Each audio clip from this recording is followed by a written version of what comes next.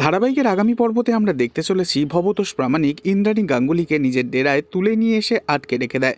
ইন্দ্রাণী গাঙ্গুলির প্রাণ এখন সংশয়ের মুখে। ভবতোষ প্রামাণিক এরপর ইন্দ্রাণী গাঙ্গুলির হাতটা খুলে দেয় আর ইন্দ্রাণী গাঙ্গুলিকে সই করতে বলে ফাইলে থাকা সমস্ত পেপারসে।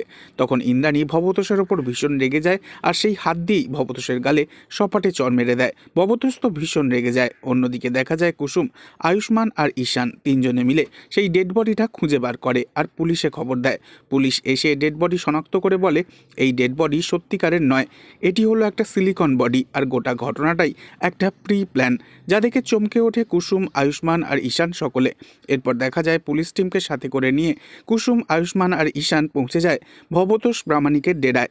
তবে কি কুসুম পারবে ইন্দ্রাণী গাঙ্গুলিকে প্রাণে বাঁচাতে আর ভবতোষকে জেলের ঘানি টানাতে? নেক্সট আপডেট নিয়ে ফিরছি খুব শীঘ্রই। ততক্ষণের জন্য সাবস্ক্রাইব করে আমাদের সাথেই থাকবেন। ধন্যবাদ।